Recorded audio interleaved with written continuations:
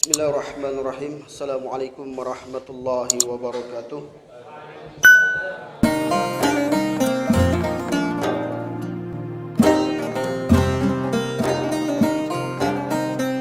Innal hamdalillah nahmaduhu wa nusallimu ala rasulihun nabiyil karim. Asyhadu an la ilaha illallah wahdahu la syarika la ahadan samadan lam yalid wa lam yulad wa lam yakul lahu kufuwan ahad. Wa asyhadu anna Muhammadan abduhu wa rasuluh. Allahumma salli wa sallim wa barik ala sayyidina Muhammad wa ala alihi wa sahbihi wa barik wa sallam. Qala Allah ta'ala fi kitabihil karim. A'udzu billahi minasyaitonir rajim. Bismillahirrahmanirrahim. Ya ayyuhalladzina amanu kutiba alaikumus shiyam kama kutiba alal ladzina min qablikum la'allakum tattaqun. Faqala Rasulullah sallallahu alaihi wasallam, man ahya sunnati faqad ahabbani wa man ahabbani kana ma'ya fil jannah. Alhamdulillah, hadirin yang dirahmati Allah Subhanahu wa taala, kita banyak-banyak bersyukur kepada Allah karena dengan kasih sayang Allah Subhanahu wa taala, Allah masih beri kita nikmat. Salah satu Allah taala berikan nikmat iman, nikmat Islam dan nikmat kesempatan. Allah Subhanahu wa taala berikan nikmat kita kesempatan sehingga Allah Subhanahu wa taala gerakkan daripada hati kita, gerakkan daripada kaki kita, gerakkan daripada urat-urat dalam tubuh kita untuk melaksanakan sesuatu diwajibkan oleh Allah taala kepada seluruh hamba yang beriman, yaitu solat Isya berjamaah, dan insyaallah akan dirangkaikan pula solat tarawih berjamaah pula. Hadirin yang dirahmati Allah Subhanahu wa taala, dan semua Allah Ta'ala berikan nikmat kepada siapapun. Pak, nikmat iman Allah berikan kepada siapapun, nikmat kesehatan Allah berikan kepada siapapun. Tapi ada yang susah Allah berikan nikmat, ini nikmat kesempatan.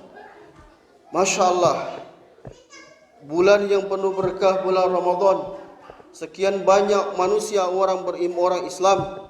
Tapi kita lihat Pak sekarang, apa masih banyak di luar, tapi banyak di masjid pada malam hari ini. Dan kita bersyukur kepada Allah Subhanahu wa taala. Dengan kasih sayang Allah Subhanahu wa taala, Allah Subhanahu wa taala masih pertemukan kita bulan yang penuh ampunan, bulan yang penuh keberkahan, bulan kasih sayang, bulan yang insyaallah akan bebas daripada api nerakanya Allah Subhanahu wa taala. Mungkin Pak tahun kemarin tetangga kita, orang tua kita, paman kita, tante kita, bahkan kakak kita sendiri, istri, anak masih bersama dengan kita. Tapi mungkin tahun ini mereka tidak lagi bersama dengan kita untuk melaksanakan ibadah bulan Ramadan. Hadirin yang dimuliakan Allah, hadirin dirahmati Allah Subhanahu wa taala. Alim ulama kita sampaikan, kenapa ini dunia ini sering kena bencana, musibah dan sebagainya. Maka ketika Umar bin Khattab menjadi khalifah di Madinah, ketika itu terjadilah gempa bumi. Maka dia berkhutbah, disampaikan kepada seluruh gubernur-gubernur pada saat itu, suruh untuk bertobat kepada Allah Subhanahu wa taala. Karena apa kata Umar bin Khattab? Pasti di antara kalian ada melakukan maksiat kepada Allah Subhanahu wa taala. Maka hadirin rahmati Allah Subhanahu wa taala, maka ketika Anas bin Malik seorang sahabat bertanya kepada Aisyah radhiyallahu anha, "Ya Aisyah, kenapa penyebab kita dilanda musibah seperti tsunami, gempa dan sebagainya?"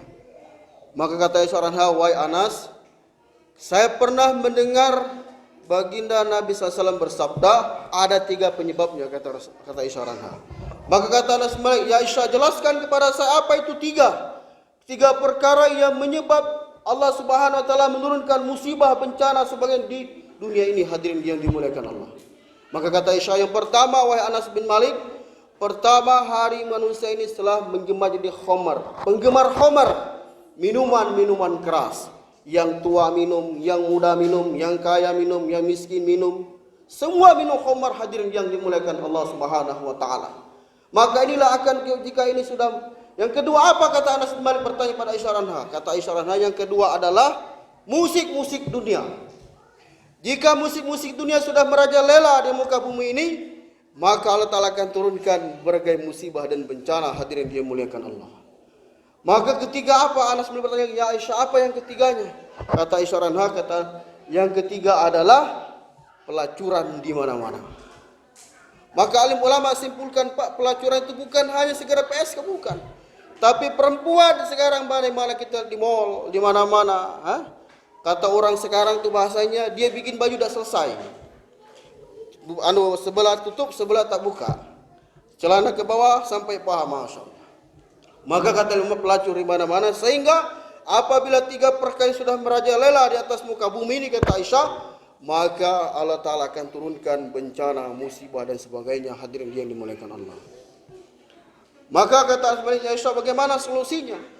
Kalau mereka tidak bertobat kepada Allah Subhanahu wa Ta'ala, maka Allah perintahkan seluruh makhluk angin, air laut sebagainya untuk membinasakan mereka sebinasa-binasanya. Hadirin yang dimuliakan Allah.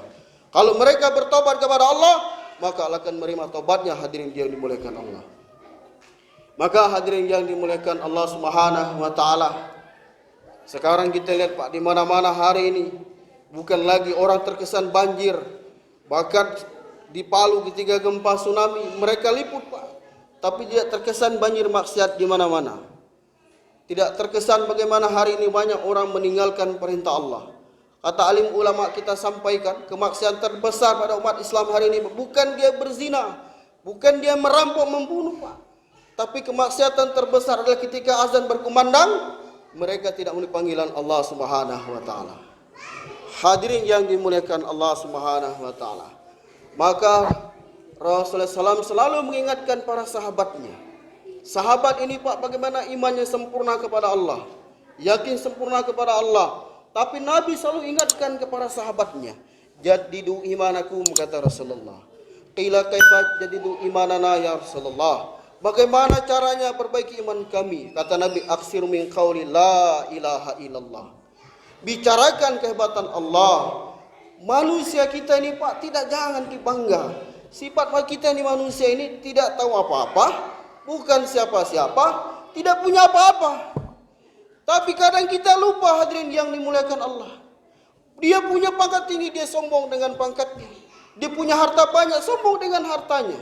Padahal kita ini tidak tahu apa-apa, bukan siapa-siapa, dan tidak tahu apa-apa. Kita ini, Masya Allah, kita hanya manusia biasa, Pak. Dengan kenikmatan terbesar bagaimana Ta'ala ini, hanya Masya Allah, dari setes air mani, Pak, Allah ciptakan manusia ini. Tetes air mani yang hina. Tapi manusia banyak sombong hari ini, hadirin yang dimuliakan Allah. Kesombongannya apa? Sudah Allah ciptakan dari yang hina, tapi dia lupa dengan Allah Subhanahu wa Ta'ala. Hadirin yang dimuliakan Allah Subhanahu wa Ta'ala, sahabat dulu, Pak, mempertahankan akidahnya, mempertahankan imannya, sebagaimana kisah daripada satu keluarga, Pak. Namanya Yasin bin Ammar bin Yasir. Yasir bapaknya, Ammar anaknya, Muawiyah itu istrinya. Ini Muawiyah ini tiap hari dicambuk oleh Abu Jahal, Abu Lahab, disiksa hari-hari, Pak. Kata Abu Jahal, wahai Muawiyah, akan kulepaskan engkau, tapi tinggalkan Islam. Apa kata istri Yasir? Wahai Abu Jahal, tidak akan aku tinggalkan Islam walaupun hanya sedetik saat ini saja. Maka hadirin yang dimuliakan Allah Subhanahu wa Ta'ala, dengan keyakinan yang sempurna, iman sempurna ini istrinya Yasir, maka ditombaklah kemaluan kepala sampai kemaluannya. Hadirin yang dimuliakan Allah. Juga dengan Yasir suaminya, umurnya kurang lebih katakan hampir 100 tahun, Pak. Dia setelah masuk Islam disiksa orang kafir, dicambuk orang kafir hari-hari, disiksa bapaknya Yasir. Maka kata Abu Lahab, wahai Yasir, kau akan kubebaskan pada hari ini juga, tapi tinggalkan Islam. Apa kata Yasir? Wahai Abu Jahal, Abu Lahab, aku tidak akan tinggalkan Islam walaupun nyawaku melayang. Hadirin yang dimuliakan Allah.